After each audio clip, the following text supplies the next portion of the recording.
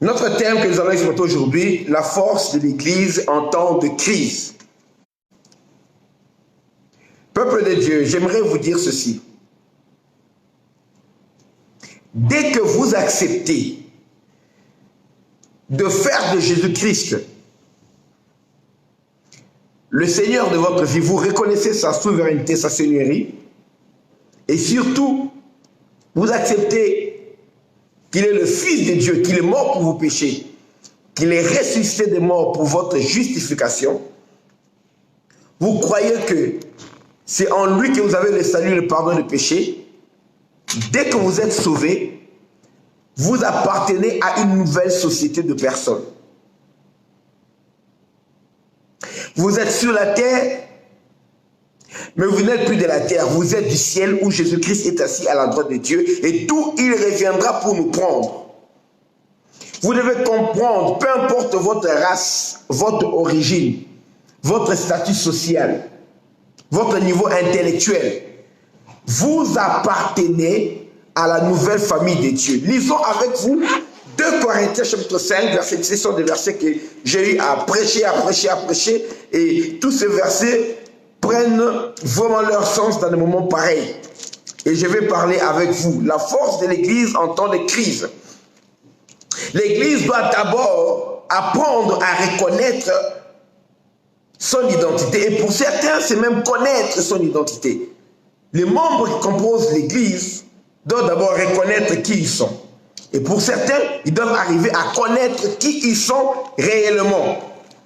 Nous sommes dans 2 Corinthiens chapitre 5, verset 17. La Bible déclare: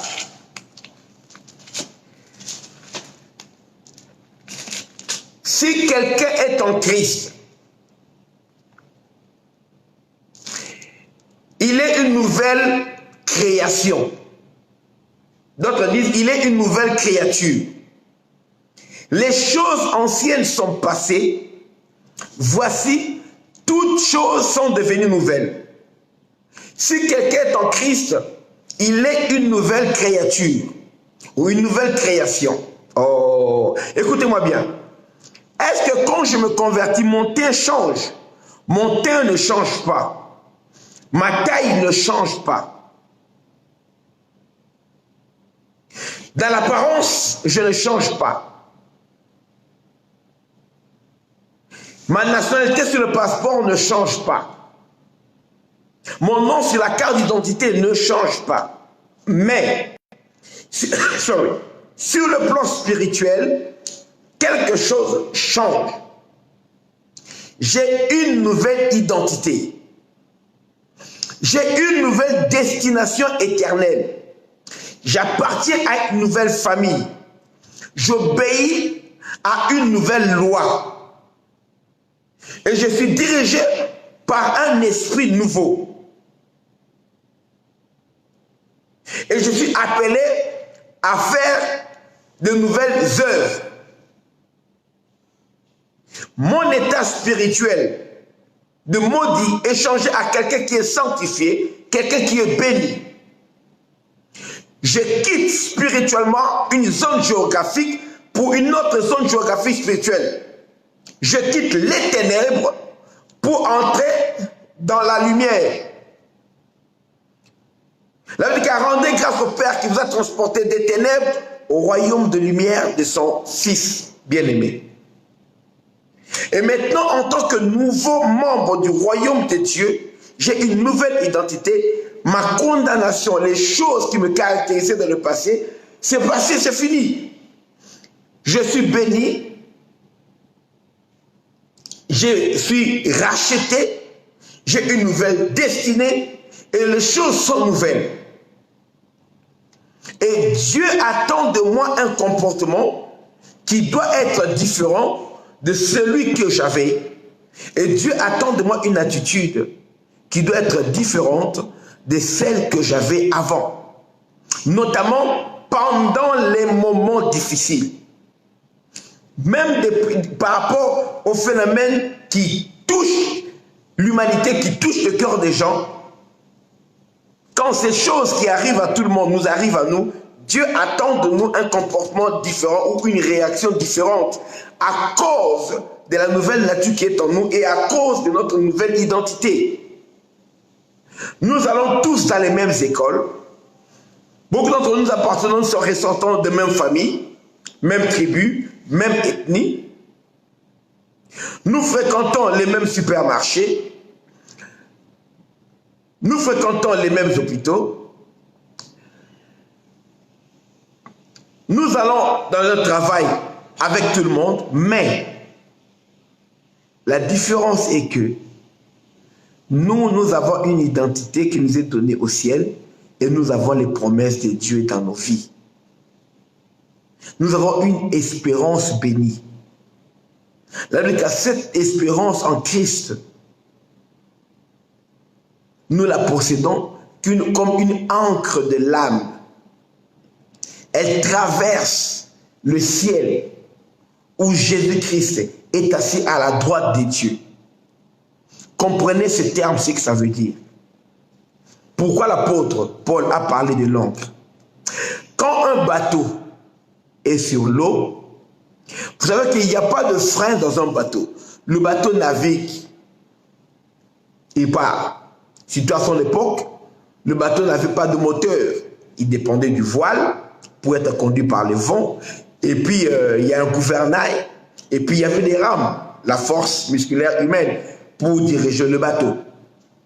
Et à un moment, quand le bateau devait s'arrêter, quand le bateau arrivait à un port, il n'y a pas de frein.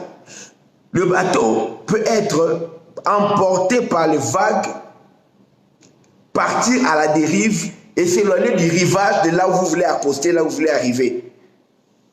Ou bien avancer, emporté par les vagues, jusqu'à venir s'écraser sur les rochers au bord du rivage, peu importe, mettre le bateau en péril. Qu'est-ce qu'on fait? Le frein du bateau, pour stabiliser le bateau, que le bateau ne soit pas emporté, il y a une grande pièce, une très très grosse pièce métallique, en métal. Elle est lourde, cette pièce, et elle est attachée en métal également, qui ne peut pas être rompue facilement. Et on prenait souvent cette pièce métallique-là, on la jetait dans l'eau. Hein, cette pièce, elle est comme ça, avec deux crochets, voilà, qu'on appelait encre. Vous savez, vous voyez la maison, c'est comme deux maisons qu'on a collées l'un à l'autre. C'est à quoi ressemble cette pièce. L'encre descendait dans l'eau. Comme elle était lourde, cette pièce qu'on appelait encre, elle descendait et avec tout son poids, elle descendait et elle allait s'accrocher sur le fond marin. Et ça empêchait au bateau de partir à la dérive. Le bateau restait stable. Malgré les vagues, le bateau peut bouger, mais il n'est pas emporté. Il reste là où on veut qu'il soit. Et on jetait l'ancre dans la mer, en bas. La Bible est claire quoi? Nous maintenant, dans le bateau de notre vie, l'ancre que nous avons, c'est l'espérance. L'espérance, c'est ça notre ancre qui nous soutient, qui nous stabilise. Nous qui sommes en Jésus-Christ. Maintenant, quand nous prenons notre ancre pour être stabilisés, nous ne la jetons pas dans l'eau. Nous ne la jetons pas en bas. Oh, pour être stable, nous prenons notre ancre. Je crois qu'il faut la voltiger, il faut la faire tourner, c'est lourd. Et nous jetons notre ancre là-bas au ciel. Elle traverse, cette ancre traverse le ciel et entre dans les nuées, va là-bas où le Christ est et s'accroche au trône de Dieu. Peu importe les vents, peu importe la crise, peu importe la pandémie, peu importe les guerres, peu importe les tribulations, peu importe les persécutions, peu importe la maladie, peu importe la famine, peu importe la misère, peu importe la pauvreté, peu importe la honte, les calomnies, les médisances, la jalousie, la tyrannie, peu importe ce qui arrive, nous sommes accrochés au trône. Il y a une chaîne qui est accrochée au trône de Christ. Et cette chaîne vient jusqu'à notre vie. de sorte que nous ne sommes pas ballottés, nous ne sommes pas emportés, nous ne partons pas à la dérive. Ce qui emporte le monde, dans les réseaux sociaux, dans les médias, par rapport à ce qui se passe, dans tout vent des doctrines qui apparaissent, nous savons en qui nous avons cru. Nous sommes fortifiés, ancrés au ciel. Notre ancre ne va pas dans la mer, notre ancre monte au ciel et s'accroche au trône. Et le trône de notre Dieu est stable. C'est un trône inébranlable. Ce trône ne pourra jamais être ébranlé. Et nous sommes accrochés là-bas.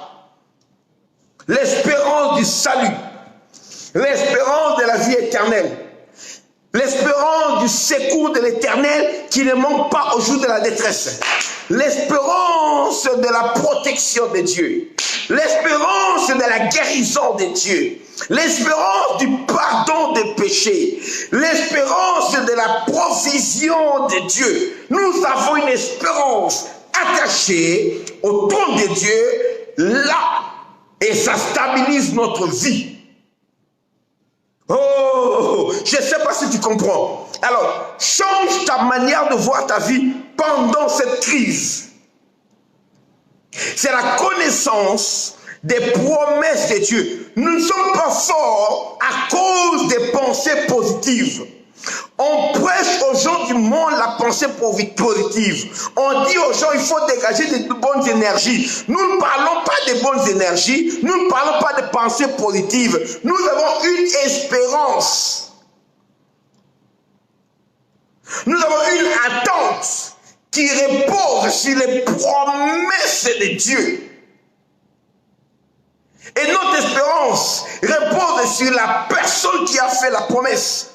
Sur son intégrité. Ce que Dieu dit, c'est ce qu'il fait. Parce que notre Dieu ne fait pas de lapsus linguae. Il n'y a pas d'erreur dans son langage. Ce qu'il dit, c'est ce qu'il fait. Ce que Dieu a dit, c'est ce qu'il voulait dire. Et c'est ce qu'il a réellement dit. Et quand il promet, il est capable d'assumer. Il a promis la protection. L'ange de l'Éternel campe autour de ceux qui craignent Dieu pour les arracher du danger. Ce sont des paroles comme ça. Et qu'est-ce qui peut nous arriver qui soit en dehors des prévisions de Dieu pour nous sécuriser pendant notre séjour sur la terre? Qu'est-ce qui peut arriver sur la terre que l'Éternel n'a pas prévu ou bien ça échappe à son contrôle? Que Dieu dit, ça je n'avais pas prévu, bien mais rien qui ne puisse t'arriver, rien ne peut t'arriver qui puisse échapper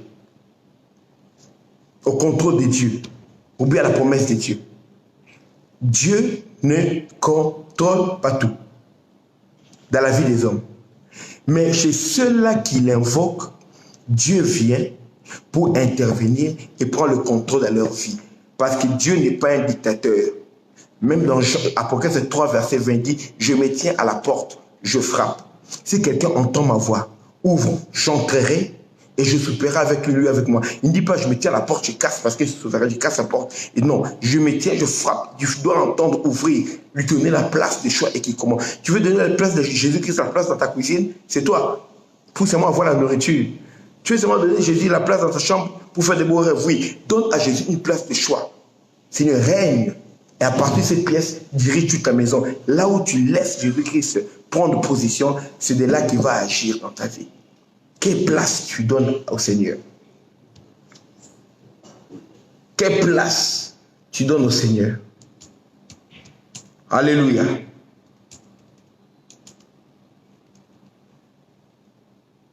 Et nous devons avoir cette assurance que peu importe ce qui arrive sur la terre, rien n'échappe à l'action puissante de Dieu. Toujours prête à intervenir pour nous. C'est ça l'espérance que nous avons. Parce que des fois, quand tu commences à trop suivre les messages, les nouvelles, nous avons les informations qu'il faut. Mais n'oublie pas, nous lisons tous les mêmes informations, mais nous ne pouvons pas les interpréter de la même manière. Je vais vous dire la vérité. Vous êtes là, vous êtes à 4 personnes. On vous annonce, il y a des bandits armés qui arrivent. 6 bandits armés de machettes, ils arrivent. Ils sont en train de blesser, massacrer tout le monde. Ils sont en train d'arriver vers vous. C'est une information. 3 d'entre vous, vous êtes les mains vides. Mais il y a un d'entre vous qui est là avec une Kalachnikov. Avec un AK-47. Étant informé des dangers qui arrivent avec les machettes, les 3 peuvent paniquer. Mais celui qui est armé avec une arme plus puissante que les machettes, et il peut étaler même une 50aine de personnes. Quand il ouvre, le feu, il peut étaler avec la rafale en continu. Maintenant, il ne peut pas avoir peur des 6 personnes qui arrivent. Ça veut dire, les informations que nous recevons sur la pandémie, sur tout ce qui arrive, nous recevons toutes ces informations, mais nous ne réagissons pas à ces informations de la même manière. Parce que nous savons qui est derrière nous. Vous les voyez? Vous ne les voyez pas? Il est invisible, mais il est présent. Jette un peu l'œil par-dessus ton épaule gauche, par-dessus ton épaule droite. Tu ne le vois pas, mais il est là. Imagine le Maître, le Seigneur est derrière toi et il a ses mains posées sur tes épaules. Il te dit, ne crains rien, je suis avec toi. Le Seigneur te dit, ne crains rien. Et la Bible nous rappelle, c'est lui qui est en nous, avec la puissance de guérison dans ses meurtrissures, avec la puissance de la victoire sur Satan qui est dans son sang, avec la puissance de son nom qui est élevé au-dessus de tout nom, en fait qu'au nom de Jésus, tous genoux fléchissent, y compris les genoux de coronavirus, les genoux de toute pandémie, de toute peste, les genoux de tout démon, de toute principauté, de toute autorité, de toute domination, de tout esprit méchant d'un lieu céleste. Tous genoux fléchissent devant le nom de Jésus. Il est là derrière toi, avec sa personne et avec sa puissance. Et il te dit, ne crains rien, parce que je suis avec toi. L'enfant de Dieu doit arrêter de paniquer, de perdre ses moyens, de voir son avenir en très sombre comme le font les gens du monde. Nous devons comprendre que nous sommes en guerre. Nous sommes dans une situation où l'ennemi attaque l'humanité. J'étais en train de prier, j'étais en train d'imaginer, quand on préparait ce virus, quand on préparait son largage, quand on préparait de la manière dont ça s'est fait là, ça s'est fait, de la même manière que les hommes annonçaient l'hécatombe, de la même manière aussi les démons étaient informés. Les démons ont dit que nous avons réussi, au travers de nos agents, à mettre en place un agent de mort, un agent de destruction au travers de ce coronavirus. Parce que pendant les guerres, les démons se réjouissent. Ils profitent pour violer les femmes, pour violer les petites filles, pour tuer les gens, pour massacrer les jeunes gens. Les démons sont contents quand il y a des guerres. Il y a une guerre qui va commencer, les démons se frottent les mains, ils vont massacrer les gens. Et pareil, quand il y a des choses, c'est une guerre bactériologique, c'est qu'il y a là. Ce virus, c'est une arme bactériologique, une arme biologique, une arme virale. Alors, les démons se frottaient les mains, ils disent, ça va être l'hécatombe.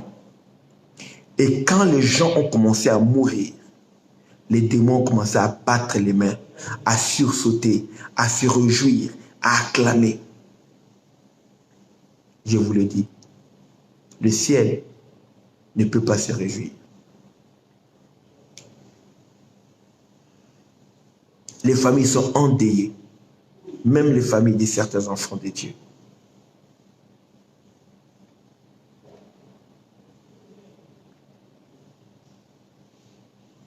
Les morts dans les rues, j'ai vu un documentaire il y a quelques heures en Espagne, comment les morts étaient abandonnés dans les rues, comment les morts étaient abandonnés dans leur maison, on venait les récupérer que bien après, en étant de putréfaction.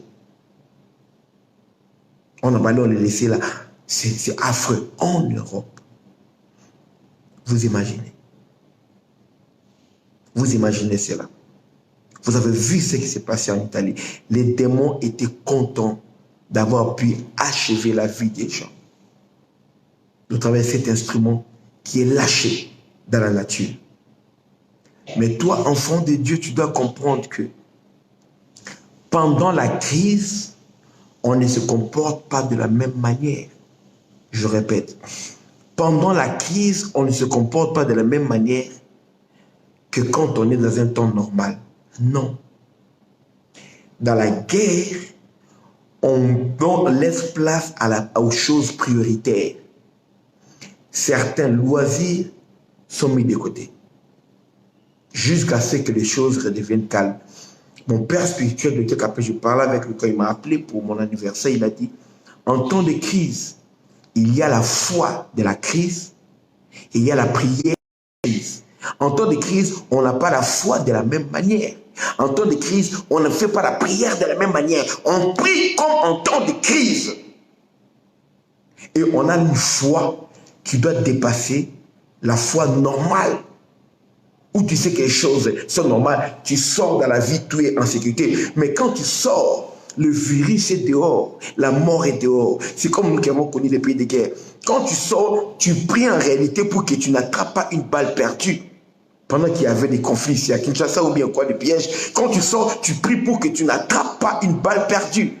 Ceux qui ont connu la guerre, comme par exemple à Abidjan, ceux qui ont connu la guerre en Angola, tout ça. Quand nous prions pour sortir, nous savons ce que c'est. Si tu vis dans les ghettos ou bien tout ça, de là où il y a les gangs,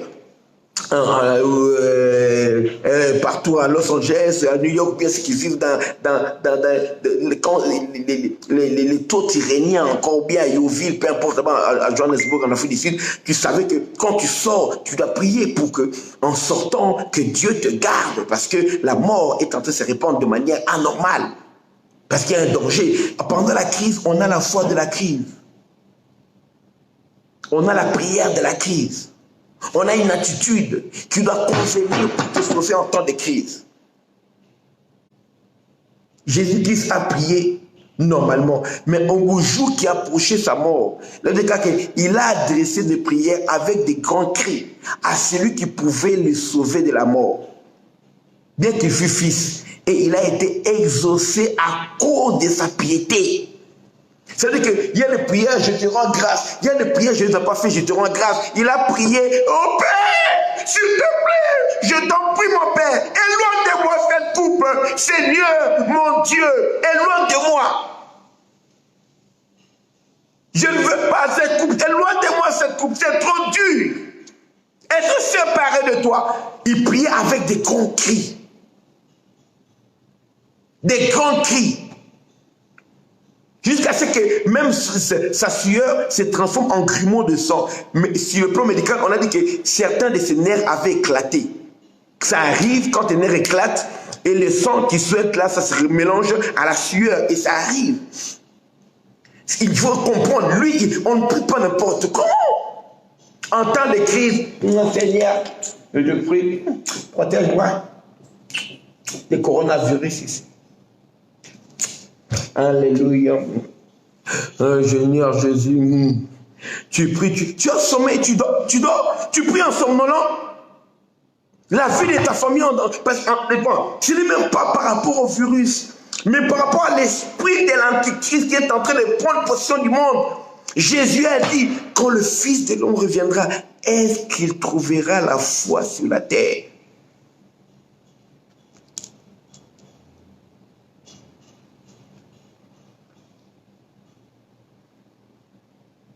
Qu'est-ce qui peut faire notre force? C'est d'abord l'espérance dans les promesses de Dieu.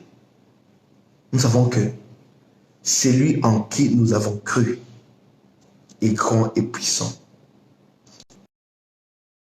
De la terre, ça dépend d'abord du ciel. Et nous vivons certaines conséquences des choses de la terre, c'est vrai.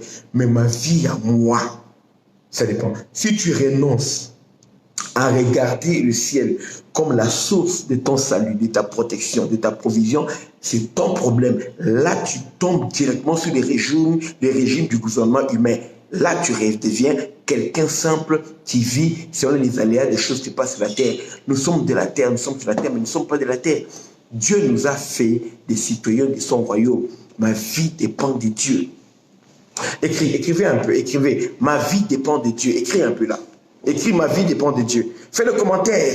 Ne restez pas comme ça en train de rêver, en train de rêvasser. Écris, ma vie dépend de Dieu. Faites des commentaires. Tout le monde écrit, ma vie sur terre dépend de Dieu. Écrivez ça. Alléluia. Écrivez un peu, ma vie sur terre dépend de Dieu. Oh yes. Oh, je ne vois pas le commentaire. Écrivez. Écrivez, bien aimé dans le Seigneur. C'est un enseignement. Ce n'est pas un show. Écris, ma vie sur terre dépend de Dieu. Rapidement, rapidement, écrivons, écrivons. Oh, thank you, Lord.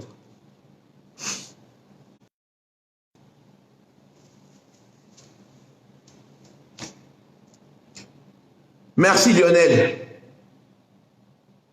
Écrivons, ma vie sur terre dépend de Dieu. Allons-y, peuple béni de Dieu. Écrivons, écrivons, répondons. Réagissons rapidement, réagissons. Merci, Andy. Alléluia. Ma vie sur terre dépend de Dieu. Écrivons, écrivons un peu, réagissons, réagissons. Oh yes, thank you. Répète ça et tu dis ça à ton esprit. Ton esprit doit écouter. Ton esprit doit écouter, ton âme doit écouter. Tu peux même répéter ça là où tu es à la maison. Répète. Tu écris et puis tu parles. Dis, ma vie sur terre dépend de Dieu. Oh, ça fait plaisir à Dieu. Cette déclaration fait plaisir à ton Père Céleste. Erika, Dieu te bénisse. Quand tu déclares, Satan, dis ça que Satan écoute. Dis un peu ça que les démons écoutent. Ma vie sur terre dépend de Dieu. Sois béni. Maman Nicole. Chance, sois béni. Ma vie sur terre dépend de Dieu. Que les démons écoutent, que Satan écoute, que les diables écoutent, que les hommes écoutent. Dis à quelqu'un à côté de toi, je ne sais pas, tu es avec ton... Vous êtes confinement, tu es avec ton mari? Tu es avec ta femme, tes enfants, frères, cousins, cousines, dis-leur, ma vie sur terre. Tu vas leur communiquer quelque chose. Dis à quelqu'un à côté de toi, parle, dis-lui, ma vie sur terre dépend de Dieu. Dis un peu, Satan, qu'est-ce qu'il croyait? Que Satan, qu'est-ce qu'il croit? Que c'est lui qui va diriger ta vie maintenant? Natacha, sois bénie. C'est lui qui va diriger ta vie. La vie sur terre dépend de Dieu. Écoutons maintenant notre force. Matthieu chapitre 16. I love this verse. J'aime ce verset. Matthieu 16.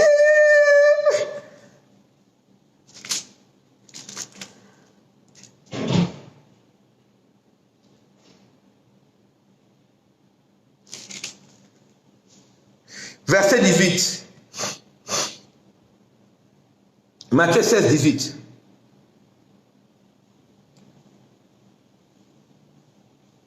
Yes. Vous êtes là? Matthieu 16, 18, l'homme déclare.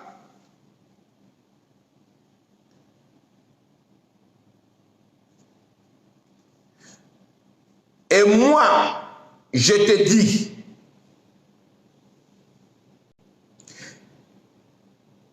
que tu es Pierre, Pétros, dans une pierre. Et sur ce roc, Pétra, le roc qui est la révélation de Jésus en tant que fils de Dieu. La révélation que Pierre venait de donner sous l'inspiration du Père Céleste. Sur cette révélation-là, Jésus est le Christ, le Fils du Dieu vivant. Jésus a dit, toi Pierre, mais sur ce roc, cette révélation, je bâtirai mon église. Et mon église sur la révélation que moi, Jésus, je suis le Christ. Le Christ, c'est quoi? C'est qui? C'est le oint avec son onction. Pour guérir. L'onction vient pour délivrer. L'onction vient pour briser les chaînes. Voici, vous devez savoir. L'église est bâtie sur la révélation de Jésus comme étant le Christ. Le oint avec son onction. Jésus-Christ, quand il a parlé de l'onction, dans Luc chapitre 4, qu'est-ce qu'il a déclaré? Luc 4, verset 16. Jésus se rendit à Nazareth où il avait été élevé. Et selon sa coutume, il entra dans la synagogue des jours du sabbat. Il se leva pour faire la lecture et on lui remit le livre du prophète Ésaïe. L'ayant déroulé, il trouva l'endroit où il est écrit: l'Esprit du Seigneur est sur moi parce qu'il m'a oint pour annoncer une bonne nouvelle aux pauvres. Pendant la crise là, il y a une bonne nouvelle pour toi, même si tu es pauvre. Il m'a envoyé pour guérir ceux qui ont le cœur brisé. Il y a la guérison, y compris pour ceux qui ont le cœur brisé. Pour proclamer aux captifs la délivrance. Jésus-Christ délivre les captifs. Peu importe les liens qui te lient, Jésus-Christ se délivre. Et aux aveugles, le recouvrement de la vue. Jésus-Christ ouvre les yeux des aveugles. Pour renvoyer les aveugles physiques et spirituels. Pour renvoyer libres les opprimés. Peu importe l'oppression qu'on est en train de faire préparer contre toi. Jésus-Christ a prévu de te renvoyer libre. C'est pourquoi dans ces temps-ci, peu importe l'oppression contre l'Église, nous devons arrêter seulement de nous victimiser, commencer également à proclamer notre délivrance, notre victoire, notre joie, notre force, en sachant que Jésus-Christ est notre force. Pour envoyer libre les opprimés et pour publier une année de la grâce du Seigneur. L'onction vient pour accomplir ces choses dans ta vie. Je suis le Christ qui est oint pour vous. Le oint avec son onction. Et sur cette révélation-là, je suis le Christ, je suis oint pour vous, pour faire toutes ces bonnes choses, et je suis le Fils de Dieu. Sur cette révélation-là, je vais bâtir l'Église. Une Église qui est bâtie en sachant que Jésus-Christ est le Christ. Jésus est le Christ, ne peut pas avoir peur de la pandémie, ne peut pas avoir peur de la peste, ne peut pas avoir peur de la maladie. C'est-à-dire quoi? Quand nous voyons l'adversité, nous ne disons pas que l'adversaire n'est rien. Nous ne disons pas que la maladie n'est rien, mais nous disons simplement que celui qui est en nous a la capacité de nous guérir, de nous protéger, de nous secourir, de nous soutenir. Peu importe les complots qu'on peut faire contre toi, contre l'Église. Je ne parle pas contre toi en tant qu'individu, les ennemis, non, non. Vois le complot qui sort du monde des ténèbres, sort des collègues de travail sont jaloux de toi. Sors un peu de ces messages-là, de passesse. Sors un peu ça. Je parle du complot qui est contre ton âme, pas le complot contre ta voiture. Parce que Satan aussi, il est sûr que tu vas le servir. Il va te donner même 10 voitures. Il a pour terre et leur richesse. Tes petites sommes d'argent là, c'est pas ce qui effraie Satan. Non, il est prêt à te donner même beaucoup plus d'argent. Il est prêt à te donner beaucoup plus d'argent. C'est un voleur, il peut voler ailleurs pour venir te le confier. Mais par rapport à ton âme, c'est d'abord par rapport à ton âme, par rapport à ta destinée éternelle. Satan veut combattre ton âme. C'est pourquoi toutes les personnes qui sont mortes sans recevoir Jésus-Christ pendant le coronavirus, ces personnes-là sont allées en enfer. C'est-à-dire qu'ils sont allés dans les séjours de mort où il y a déjà le tourment et ils attendent le jugement dernier pour aller en enfer. Déjà dans les séjours de mort, ils sont en train de souffrir. Et Satan a profité pour expédier beaucoup de gens en enfer parce qu'ils seront jugés, ils iront en enfer. Ils n'ont pas eu le temps de se repentir, ils n'ont jamais voulu se repentir. Satan est content. Pendant les guerres, les tueries, les accidents de masse, les terrorismes, les actes de terrorisme où il y a des bombes, Satan il profite de ce moment-là, des épidémies, pour expédier beaucoup de gens en enfer sans qu'ils aient le temps. Dans 2 mois, peut-être la personne allait se convertir. Dans 2 ans, peut-être la personne allait se convertir. Mais Satan abrège leur vie pour que ces gens-là ne puissent plus avoir l'occasion de se convertir et qu'ils attendent le jugement pour l'enfer. C'est pourquoi nous devons être là pour prêcher. Parce que ceux qui vont mourir quand même. Ces choses sont annoncées. Les choses des épidémies, pandémies, toutes ces choses-là, les pestes vont arriver. Même si on prie, nous devons prier pour que Dieu nous protège, nous. Protège les nôtres. Que Dieu ait pitié des nôtres. Et par moment, quand nous prions de la pensée que ça ne puisse pas s'étendre trop longtemps. Ce qui est vrai, c'est que ça arrivera toujours. Nous pouvons voir la foi. Seigneur, nous avons encore du travail à faire. Confiné comme ça devient difficile de faire ton travail. Mais Seigneur, nous prions pour briser, pour arrêter, chasser cet esprit qui est en train de détruire les vies. Parce que tant que nous sommes là, nous sommes le secours de chaque nation. Les nations ne savent pas. Ils veulent ouvrir les banques, les supermarchés, même ils prévoient d'ouvrir les restaurants avant tout le monde, avant les églises. Si vous saviez ceux qui combattent vraiment pour vous, si vous saviez vous laisserez les églises aller intercéder. Vous ferez comme certains gouvernants, certains présidents qui sont en train d'appeler leur peuple à la prière. Comme le président américain, comme le président tanzanien, comme le président burundais, comme la présidente par intérim de Bolivie, qui ont appelé les gens à la prière, même aux jeunes et à la prière, pour qu'ils cherchent la face de Dieu pour leur pays, pour que Dieu épargne leur pays, pour que Dieu protège, pour que Dieu arrête ce fléau. Aux attaques de l'ennemi, il faut qu'il y ait une attaque de l'Église. Aux attaques de l'ennemi, il faut qu'il y ait une riposte. Écrit ça. Il faut qu'il y ait une riposte de l'Église. S'ils veulent utiliser cette pandémie pour arracher les âmes, les amener en enfer, nous utiliserons cette situation de pandémie pour arracher les âmes de l'enfer, les amener au ciel, faire comprendre aux gens vanité de vanité. Quand tu es dans une boîte de nuit, tu ne comprenais pas vanité de vanité. Mais en ayant perdu 2 ou 3 membres de ta famille, en voyant la mort à la télévision, tu comprends que vanité de vanité. Ta voiture, tu payes les crédits de ta voiture, mais tu ne peux plus rouler avec ça. Tu comprends que vanité de vanité. Tu viens d'acheter une maison, ton père vient d'acheter la maison, mais tu le vois partir. Ta mère vient d'acheter une maison, tu la vois partir. Ton oncle, j'ai eu mal au cœur. Ben, vraiment, tout est vanité. Quelqu'un d'ami qui venait d'acheter une maison, il n'a même pas pu jouer cette maison, il est décédé, il est parti avec le coronavirus. Après avoir vécu beaucoup d'années en Europe. Bien aimé, vanité des vanités. Tu vas acheter un gros bâtiment pour l'église et tu meurs, tu pars. Vanité. Ce qui est important, c'est ton âme. Utiliser le temps que Dieu te donne. Là, il a racheté les temps car les jours sont mauvais. Utiliser le temps que Dieu te donne.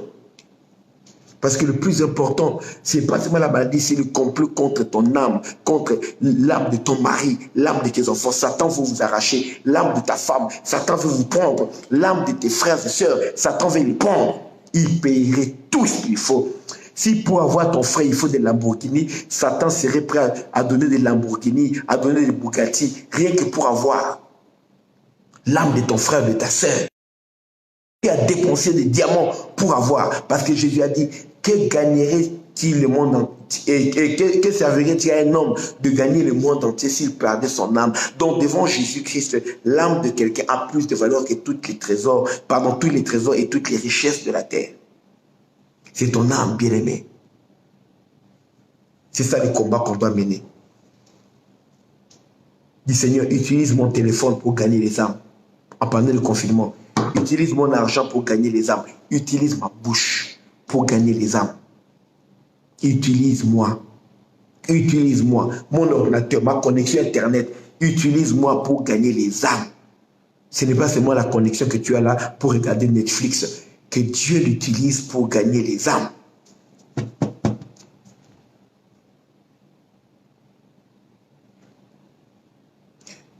Oui, le modem là. Le modem là, on a l'abonnement qu'on a ici, 100 gigas, c'est chez comment ça s'appelle ici? Vodacom. 100 $, hein?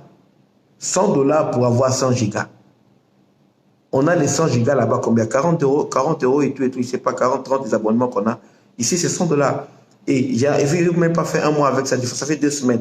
Mais j'achète ces gigas-là pour être capable de vous parler en live, pour vous prêcher l'évangile. Dis Seigneur, je dois avoir le sens des priorités. Le porte des séjours de mort ne va pas prévaloir. Ça, c'est la foi que tu dois avoir. Ta force, c'est l'espérance en Dieu et la foi en la parole de Dieu. Que personne ne te fasse croire que, puisque le virus est dehors, obligatoirement, tu vas être contaminé. Si tu crois à cela, c'est ton problème. 2. Que personne ne te fasse croire que si tu es contaminé par ce virus, obligatoirement tu vas mourir. Si tu crois à cela, c'est ton problème. Parce que même les païens qui ne prient pas guérissent. Il y a un complot dans un complot. C'est-à-dire qu'en répandant ce virus-là, moi je crois, sa fabrication est une œuvre humaine selon les scientifiques. C'est un travail méticuleux et des mélanges des virus selon les scientifiques. Et 2, je crois que sa propagation, on parle d'un accident. Accident ou pas, c'est une œuvre humaine. Ce n'est pas une chauve-souris qui est entrée là-bas ou bien qui s'est échappé de lui-même. C'est une œuvre humaine. Erreur ou pas erreur, C'est une œuvre humaine qui a fabriqué ce virus et qui a répandu, qui a permis que ce virus sorte de là où il a été fabriqué. C'est une œuvre humaine. Vous avez compris? Et même les païens, il y en a qui guérissent. Vous avez compris? Maintenant, dans ce complot, on a répandu la mort. Vous devez comprendre que ces virus, cette maladie, dans certains cas, il est guérissable à 98% des cas. Ou bien même à 99% des cas. Ça veut dire quoi? Quand il y a 100 personnes qui attrapent le coronavirus, il y a une seule personne qui va mourir. 99 qui restent, autres vont guérir. Mais ça, on ne veut même pas que vous puissiez penser à cela. Les autres causes des morts dans le pays sont plus élevées que la cause de la mort qui vient du coronavirus. Mais on veut changer l'histoire, la manière de vivre, le portefeuille, le comportement, la loi sur la propriété, sur les impôts, la loi sur la vie privée. On veut changer tout sur la base d'une cause de mortalité qui est faible dans une maladie, alors qu'il y a d'autres maladies qui tuent plus, comme la grippe tue plus chaque jour, par an, que le coronavirus. Mais pourquoi on veut se concentrer sur une maladie qui tue à une faible échelle par rapport à d'autres maladies qui existent déjà? Il n'y a pas de mesures qui ont été prises pour stopper les cancers, stopper le paludisme, stopper ceci. Non, non, non, non, il n'y a pas. Écoutez-moi très bien. Je veux seulement dire ceci. Crois que même si tu attrapes cette maladie, tu es capable d'être guéri. En Dieu, en Jésus-Christ. Par la foi. Et lisons la Bible, notre force, c'est la foi. Hébreux, chapitre 10, verset 38. Les choses de Dieu, on croit ou on ne croit pas. Tu refuses de croire, c'est ton droit. Mais nous avons choisi de croire. Hébreux, chapitre 10, verset 38. Hébreux 10, 38 dit ceci. Et mon juste vivra par la foi. Mais s'il se retire, mon âme ne prend pas plaisir en lui. C'est-à-dire que tu es juste de Dieu, tu es enfant de Dieu. C'est par la foi que tu vas vivre. Mon juste vivra par la foi. Mon juste sera protégé par la foi. Mon juste sera guéri par la foi. Secouru par la foi. Par la foi. Bien-aimé, ta vie, ton salut, ton survie, tout ça dépend de ta foi. Mais si tu te retires de la foi, c'est ton problème. Dieu ne prend pas plaisir en toi. Dieu ne prendra pas plaisir en toi. Et 39 dit, nous ne sommes pas de ceux qui se retirent pour se perdre, mais de ceux qui ont la foi pour sauver leurs âmes. Maintenant, Hébreux 11:1 dit quoi? Or, la foi, c'est une ferme assurance des choses qu'on espère. Donc, ça commence d'abord par l'espérance. Nous avons l'espérance à la guérison de Dieu. Notre espérance dans le salut est là-bas, accrochée au trône de Dieu. Maintenant, nous sommes fermement assurés de ce que nous espérons. La ferme assurance des choses qu'on espère, c'est ça la foi, une démonstration. Je vous démontre comment, malgré le coronavirus, moi, ça ne va pas m'atteindre. Même si ça m'atteint, moi, je vais être guéri. C'est mon droit le plus légitime en tant que citoyen du royaume de Dieu de croire et de revendiquer la guérison en Christ. Arrêtez de paniquer. Arrêtez de haïr des gens, de détester les gens.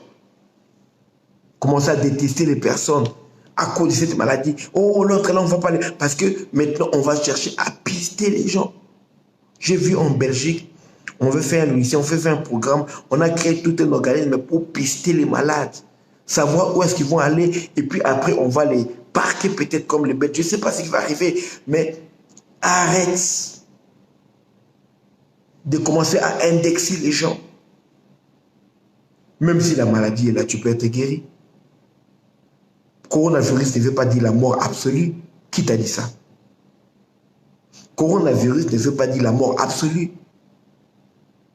Il y a des opérations là qui représentent un taux élevé de morts, de mortalité par rapport à le risque dans telle ou telle opération. Mais tu es prêt à subir telle opération facilement. Mais le coronavirus, c'est un risque qui est vrai de la mort, mais c'est un risque infime. On doit te le dire, on doit te le dire. Et ce sont les médecins qui le disent quand même. Et tu dois changer ta manière de voir la vie. Tu as peur, tu commences même à blasphémer le nom de Dieu. Il y a des chrétiens qui commencent à dire, eh bien, si moi les pasteurs, qu'ils aillent dans les morgues, qu'ils aillent dans les hôpitaux pour prier pour les malades, hein? La prophétie des pestes, on a dit que ça va arriver pour que le pasteur aille guérir tous les malades et les condamnés et les gens qui sont maudits et tout le monde.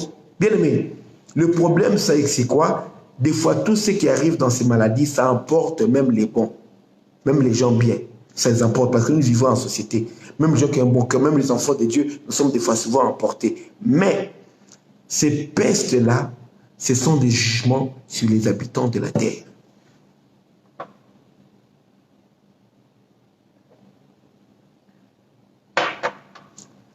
Des fois, les enfants de Dieu sont des victimes collatérales de ces choses.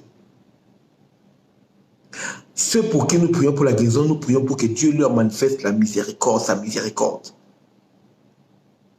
Pourquoi tu ne dis pas, si les pasteurs sont vrais, il faut qu'ils aillent prier pour le cancer, parce que le cancer tue plus que les gens du coronavirus. On voit même les enfants de Dieu qui ont ce langage-là. Est-ce que tu as vu un pasteur, on a amené les cas de coronavirus, le pasteur a refusé de prier pour lui? Non, nous refusons de prier pour aucun cas. Coronavirus, malaria, cancer, peu importe. Même si les médecins disent qu'il te reste 6 mois à vivre, nous avons le devoir de prier. Même si on te dit qu'il te reste 4 mois à vivre, cancer de pancréas, tu n'auras que 6 mois à vivre au maximum, bien 6 à 7 mois. Nous prions quand même, nous prions. Parce que Dieu est capable de guérir. Il y a beaucoup de témoins de gens qui sont guéris. On ne va pas baisser les bras parce que les médecins ont dit non, non. Alors je veux te dire aujourd'hui, bien aimé, ne te laisse pas aller à la panique. Notre force, c'est la foi. Notre force, c'est l'espérance en Dieu. Nous espérons aux promesses de Dieu. Nous croyons en la parole de Dieu, que Dieu nous soutient, que Dieu nous guérit, que Dieu nous protège, surtout que Dieu protège ma foi. Que ma foi ne change pas. Que ma crainte de Dieu ne change pas. Que je puisse craindre Dieu plus encore. Que je m'attache à Dieu plus encore. Nous avons fini, c'est le temps. Notre message est arrivé à la fin. Il est 20h59 à Paris.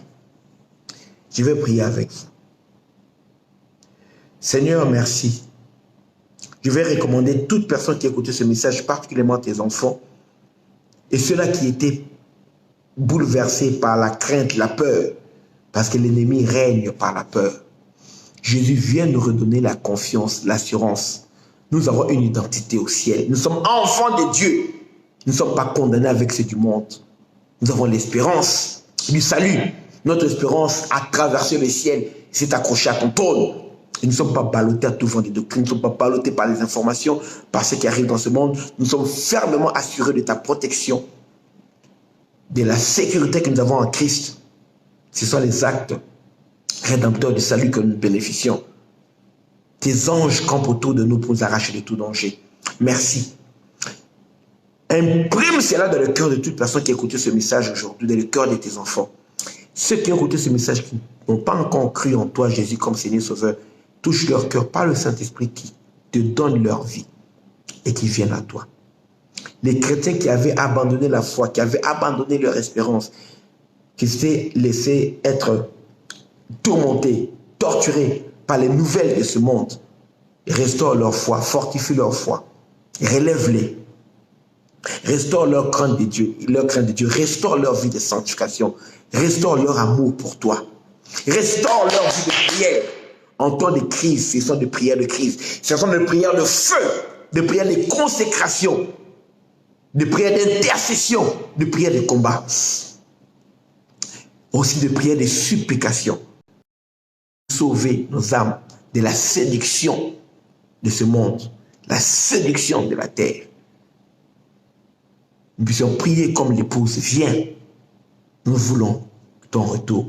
Nous avons compris, avec le développement technologique, il y aura de plus en plus de contrôles. Les gens ne pourront plus faire des choses de leur plein gré. Les gens, on leur imposera une vie qui ne voulaient pas.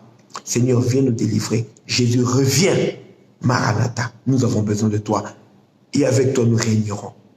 Nous régnerons même sur la terre pendant 1000 ans. Notre vie épanouie, prospère, ne peut arriver qu'avec toi. Et l'Église, l'épouse, et nous les saints, nous disons tous, viens Seigneur. Je vais prier pour celui qui n'a pas encore reçu Jésus-Christ. Prie avec moi. Seigneur Jésus, je te donne mon cœur. Je crois que tu es le Fils de Dieu. Tu es mort pour mes péchés. Tu es ressuscité des morts pour ma justification. Entre dans mon cœur. Sois mon Seigneur, dirige ma vie. Sois mon Sauveur, sauve-moi de l'enfer. Sauve-moi. Sauve-moi des œuvres de Satan et de leur influence dans ma vie. Merci Père pour la vie éternelle que tu me donnes par ton Fils Jésus. Merci pour le Saint-Esprit que tu me donnes pour me conduire dans toute la vérité, me conduire dans cette nouvelle vie. Au nom de Jésus-Christ. Papa, je prie pour tes enfants qui étaient en Christ, qui avaient rétrogradé, qui étaient tombés dans l'impudicité, qui étaient tombés dans le mensonge, qui étaient tombés dans l'hypocrisie. Aie pitié d'eux. Ramène-les à toi. Reconstruis leur vie. Sors-les des liens du mensonge, des liens de la duplicité, de l'hypocrisie, des liens de la colère, manque de pardon, des liens de l'impudicité. Pardonne ceux qui ont commis des avortements, ceux qui ont fait faire des avortements. Pardonne-leur. Ramène-les à toi. Ceux qui ont honte, parce que Satan leur rappelle leurs péchés. Baptême d'histoire. Pardonne-leur. Ceux qui ont escroqué les biens des gens, escroqué l'argent des gens, menti, trahi la confiance des autres. Pardonne-leur, papa. Donne-leur l'assurance de ton pardon. Par l'amour que tu répands dans leur cœur maintenant. Qu'ils sachent qu'ils peuvent revenir dans ta maison et que tu vas les accueillir. Enlève la culpabilité. Efface leurs péchés pour tous ceux qui se répandent. L'éducation, nous confessons le péché. Tu es fidèle et juste pour nous pardonner. Et les sangs de ton Fils nous purifient de toute iniquité. Que la soit ainsi au nom de Jésus. Amen. Voilà. Amen. Que Dieu vous bénisse abondamment. Merci d'avoir suivi. Si vous avez des questions, n'hésitez pas à écrire sur le numéro WhatsApp qui est écrit là. Je vous ferai un plaisir de répondre à vos questions, de vous aider, de vous édifier. Je prie avec le peuple de Dieu au travers de l'application Zoom tous les matins de 6h à 6h30, heure de Paris. C'est 5h, 5h30, heure de Kinshasa, 4h, 4h30, heure de Abidjan. En Martinique, c'est de minuit à minuit 30. Alors, si vous voulez prier avec moi, et ensemble avec les autres peuples de Dieu, écrivez votre numéro sur le numéro WhatsApp qui est là. Je vais vous ajouter dans le groupe WhatsApp de prière prophétique. Et comme ça, on enverra un lien de prière. Chaque fois que la réunion commencera le matin, on vous enverra un lien. Zoom, téléchargez déjà l'application Zoom. Quand vous cliquerez sur le lien, vous pourrez avoir accès à la réunion de prière. Le modérateur va vous accepter et vous pourrez prier avec nous pour être à l'abri des œuvres de l'ennemi, des tactiques du diable, mettre votre vie à l'abri, mettre votre famille à l'abri et pour protéger votre foi, votre relation avec Dieu.